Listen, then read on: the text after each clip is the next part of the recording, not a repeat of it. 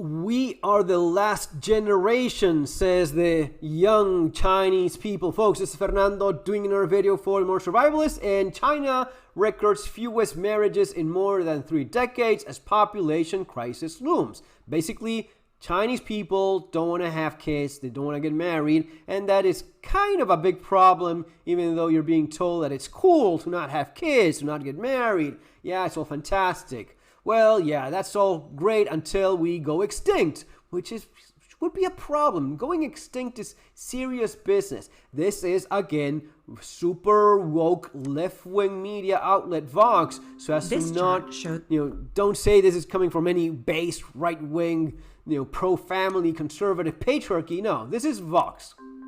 This chart shows China's birth and death rate over the last 60 years. For most of it, births are high. But in 2022, China had more deaths than births, causing its population to decrease for the first time in 6 decades. Right, that kind of sucks, right? When more people are dying than people that are being born, that means that you're going extinct. So Chinese are going extinct. That sucks for China. But you know what? Sucks for everyone else as well, because we are all in the same path. It's not like the rest of the world is much better off. The current fertility rate is 2.3. It's probably even less now. If you go back to just 1974 or so, it was twice as much. So since 1974, which, in terms of historic terms, 1974 was yesterday, that was half. It's half of what we had then. It was twice as much. Now we're just about to hit below replacement rate. We're just about to become China. This is such a big deal. Consider this. China is the world's manufacturing superpower, and that's in large part because of its huge population. Nearly 30% of the country's economic output comes from manufacturing. Now here's China's population over the last 60 years. Even after losing almost 1 million people in 2022, its population is still about as big as it's ever been, 1.4 billion people.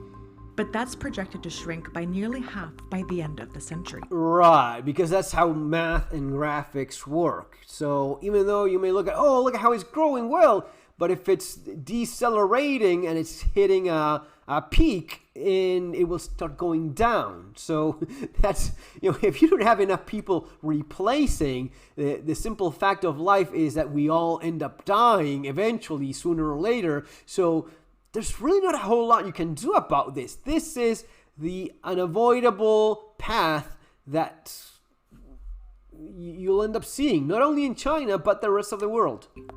Over the years, China's growth and policies have contributed to its population decline. Today, it's looking to reverse course, to keep its population steady. The problem is, it might be too late. Right. In the 50s, under Mao, China experienced one of the most gruesome famines on record. 30 million people died. Let me edit that for you, because we have to verify those facts. Some of the fake news that Vox is promoting here, given that they are woke left-wing media.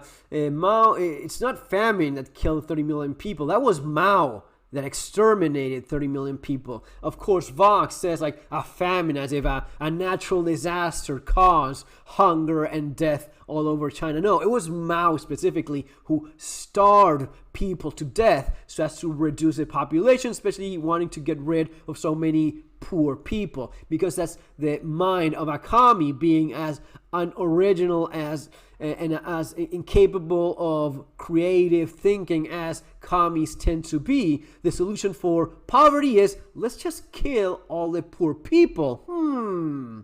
Genius, Mao. Killing poor people means less poor people. If we look at that on the birth and death rates chart, you'll see a big spike in deaths. At the same time, the birth rate dropped, causing the population to shrink. But as often happens with wars, famines, and other major crises, immediately after, there was a baby boom. Combined with global medical advances that decreased infant mortality rates, China's average family now had 6 children.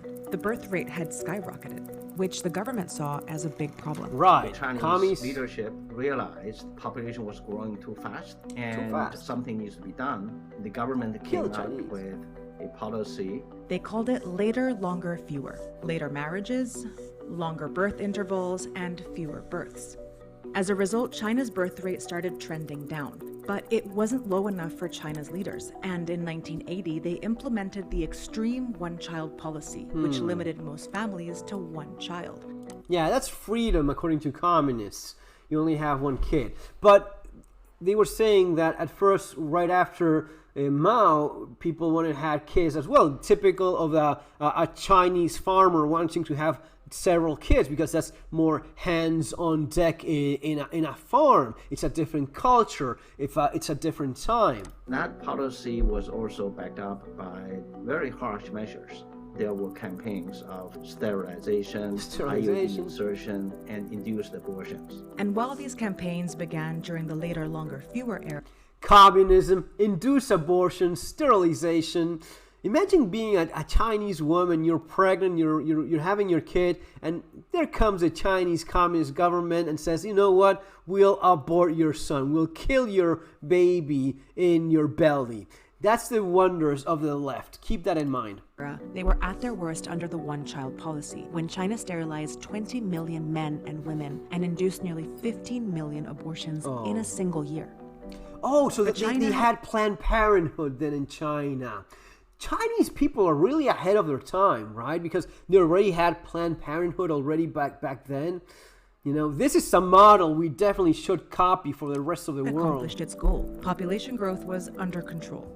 Except, as China would soon realize, these restrictive policies worked a little too well. Oh, yeah. In order for any population to stay the same size in the long run, each couple needs to have, on average, 2.1 children. Right. This is called the replacement rate. The idea is that one child replaces one parent, and that 0.1 makes up for children who die before. Hey, Vox, what would be a parent that is capable of bearing kids? How do you call that parent? Does it have a name? Could it be anything like starts with wom something? Like, yeah, like woman, was it that you we used to call those women, right? They become adults. But China has had a fertility rate that's far below 2 for over 3 decades. To bring that up, in 2016, China finally ended the one-child policy. And after briefly trying out a 3-child policy, in 2021, they finally let families have as many children as they'd like. Oh, but how generous it hasn't of them. worked. One big reason is the unique family structure produced by the one-child policy. We were looking at what's called a 4-to-1. Notice how this is just when when in 2021 they banned the